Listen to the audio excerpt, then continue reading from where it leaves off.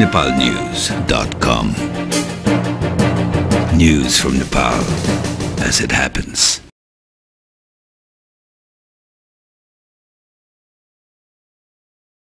म्यानमार की प्रजातन्त्रवादी नेत्री आङ सान सुकीले प्रजातन्त्र भनेको केवल सरकार, राजनीतिक दल र विचारधारा मात्र नभएर एउटा राजनीतिक संस्कार र विकासको रूप भएको बताउनु भएको छ। शनिबार राजधानीमा बीपी चिन्तन प्रतिष्ठानले आयोजना गरेको प्रजातान्त्रिक समाजवादको भविष्य विषयक अन्तर्राष्ट्रिय सम्मेलनमा बोल्दै सुकीले सामाजिक लोकतन्त्रमा सबै जात, धर्म, जाति र विचारको प्रतिनिधित्व हुनुपर्ने र सबै जनताको भावना बुझ्ने पद्धति भएको बताउनु भएको हो। उहाँले सामाजिक लोकतन्त्रमा हुने प्रत्येक विकासका गतिविधिमा जनताको भूमिका निर्णायक हुने समेत बताउनुभयो। प्रस्तुत छ नेत्री सुकीले प्रजातान्त्रिक समाजवादको भविष्य विषयक अन्तर्राष्ट्रिय सम्मेलनलाई गर्नुभएको सम्बोधनको पूर्ण विवरण। I have to say that even the members of my party, when they were campaigning for the elections, were not quite as complimentary. So I should take them all back to campaign for me in 2015. To go on now to social democracy. I noticed that although I was given the title of relevance of social democracy, it is all some have referred to our proceedings today as a discussion of the future of social democracy. I have to confess that I prefer the latter. I would like to concentrate more on the future of social democracy because, of course, relevance also comes into it.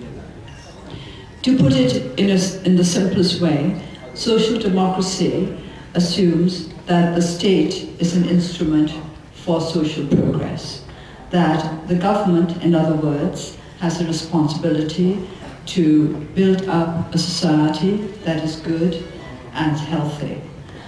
But I think in this day and age, we'll have to look again at basics. What exactly do we mean by democracy? What do we mean by government? The foundation stone of democracy is respect for the people.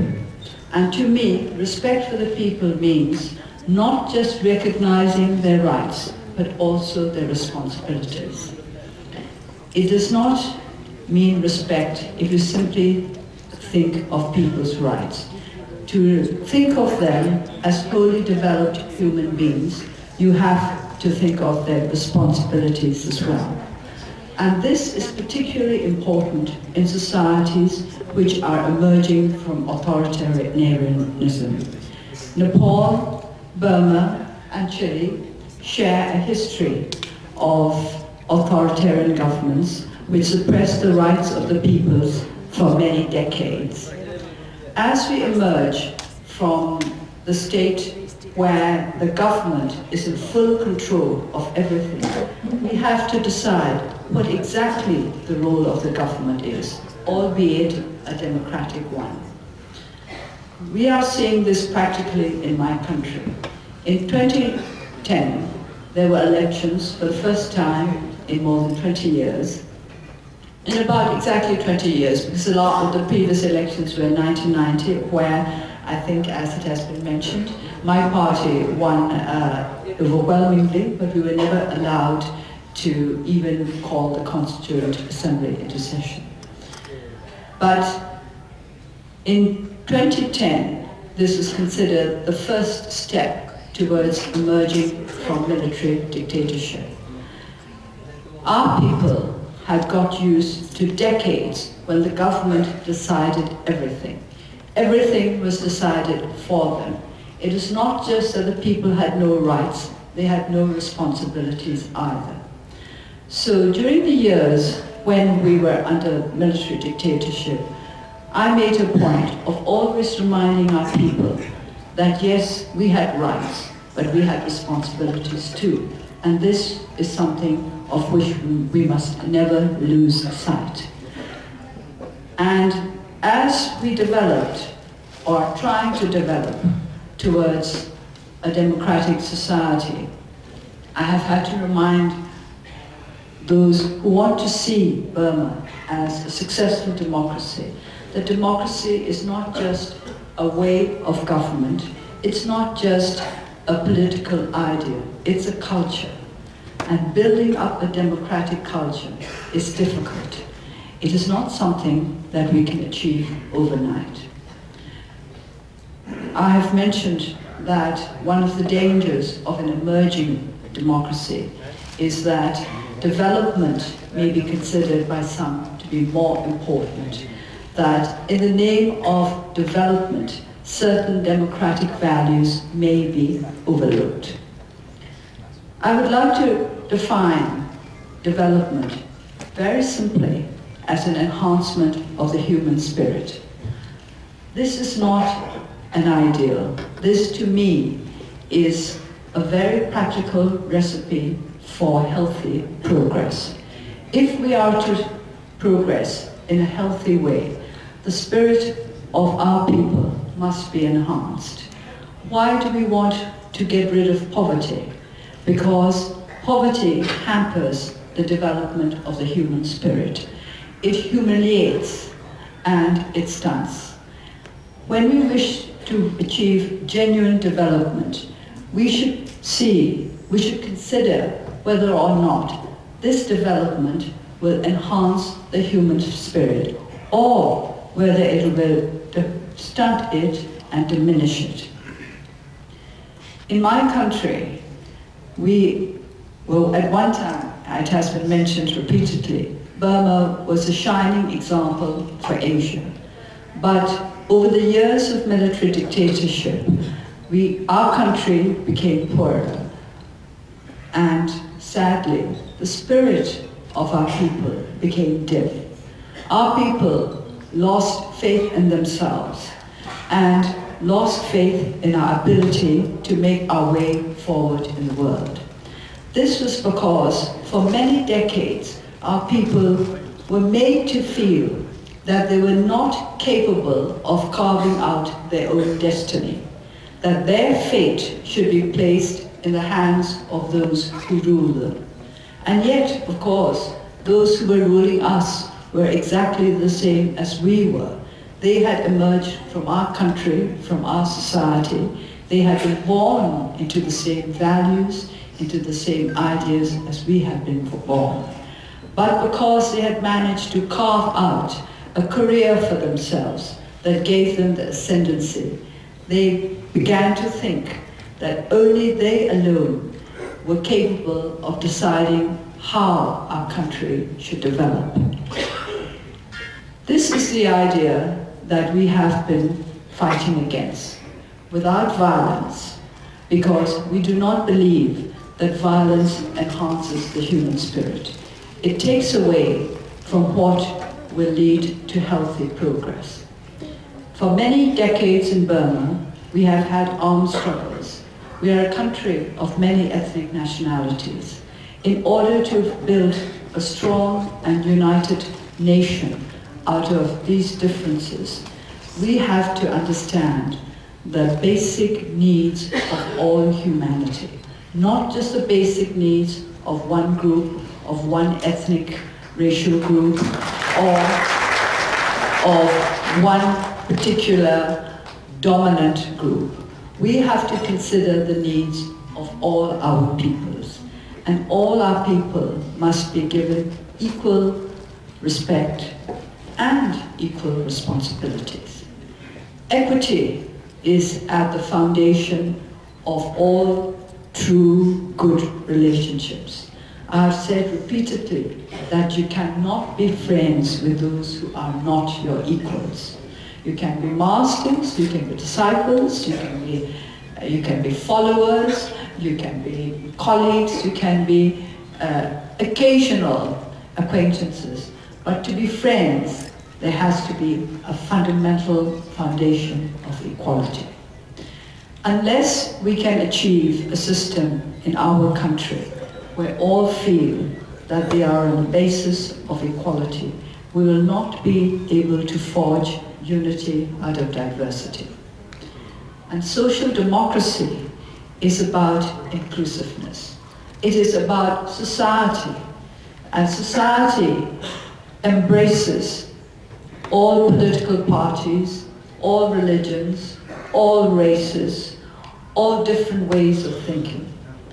And increasingly, we have to consider, where does society end and government begins. Government is a part of society, and I think increasingly this has been recognized by the fact that these days CSOs, civil society organizations, play a very, very important role in the politics of any democratic society. It is not the government alone that should make the decisions with regard to what is best for the future of a country. The people must be able to take part in this decision making, not just through periodic elections, but through the day-to-day involvement in the development of the country. Inclusiveness is one of the most important ingredients of genuine social democracy.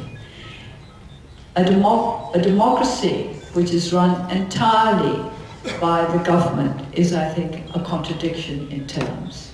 A democracy should be linked to the people on an everyday basis. In our country, we still have to cope with the idea of making our people understand what democratic government means. I said earlier that democracy is a culture, but even before we get there, we have to think about what democratic government means. Everybody understands that the three main pillars of a democratic government are the executive, the legislature, and the judiciary. But I think, in practical terms, many people, when they think of government, they think only of the executive. That is because the executive has the kind of powers that the other pillars of government do not possess. We have this particular problem enhanced in our country because we have not had either a judiciary or a legislature for about 50 years until the elections of 2010. Then a legislature emerged and a kind of judiciary, not an independent one, because the present constitution places the judiciary firmly under the domination of the executive. And today we have to struggle with the idea that government is the executive alone. Because of the years of authoritarianism, our people still think of government in terms of the executive, in terms of the president, the ministers, and so on. But government means the legislature and the judiciary as well. The governance of a country is much broader than executive decisions. For this reason, we see social democracy today is as far more inclusive than it has been in the past. We need to expand the ideas of government. We need to expand government to be more inclusive, to embrace the aspirations of social groups, of civil society organizations. In this way, we will be able to achieve a balance between a government that governs and a government that nurtures. We would like a government that nurtures. Nurtures so that the people are increasingly able to take a more active part in the government of the country in a responsible way. It has been said that democracy is necessary because of the weaknesses of human beings, but possible because of their strengths. So we have to balance the strengths and weaknesses in finding the kind of social democracy that we think will work best for the future of our world. These days, we can no longer think in terms of nations. We have to think in terms of the whole world. The very fact that here we are in Nepal talking about Burma and about Chile and all the other countries in the world that have struggled to free themselves from authoritarian rule shows clearly that we cannot think of our own nations as isolated entities anymore. We are part of this globe, whether we like it or not. And we have to make sure that we play our rightful role in this world of ours. In my country, we have been trying to develop politically as well as socially and economically. I have said to the Prime Minister and many, many former Prime Ministers, I've met more former Prime Ministers in the last 24 hours than I ever did in my life.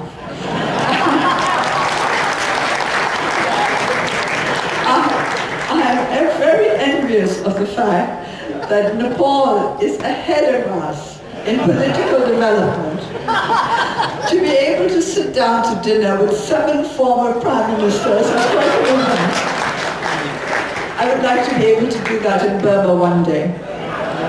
It shows that democracy is vigorous in Nepal. It is healthy, it is alive. It has problems, but it is meeting those problems, facing them straight on and overcoming them, I believe. And I have great admiration for the Nepalese army, for its professionalism. I want the military in Burma to become truly professional. That is one of the necessary steps that must be taken before my country can emerge as a true social democracy. Not just in name, not just on the surface, but the kind of depth that will bring to our social democracy the confidence of the people, the belief of the people in themselves and in the country. Nepal is a shining example to the world. It's a small country which has had to cope with very, very large problems, but it has managed because I believe that in Nepal they have learned the one most important lesson of democratic politics. They have learned to accept the idea of negotiated compromise. Negotiated compromise is not a failure. There are those who think of compromise as weakness. In fact, on the contrary, it is strength. It shows the great strength of Nepal that they have been able to achieve negotiated compromises and are about to, I understand, achieve another one in the form of a constitution that will be acceptable to the majority of your people. We are trying to achieve a constitution that will be acceptable to the majority of our people. And I hope that those in our country who are not enthusiastic about genuine reform will be able to look to you and to learn from you that negotiated compromise is not only honorable, it is praiseworthy and it is practical. It is a practical step forward. I have been told that my time is almost up. And so I must bring this speech to a conclusion. I just want to repeat that I believe in democracy and I believe in non-violence. I believe in both because I believe in the ability of humanity to raise themselves from a state of hatred and ignorance to a state where they can be more generous and inclusive and where they can enhance the spirit as they go along. In the end, we humans are made up of more than just physical particles. There is a human spirit that brings life and light to us. And I believe and will work towards a situation where all of us can join together to keep this spirit strong and always progressing towards greater strength. Thank you. nepalnews.com. News from Nepal as it happens.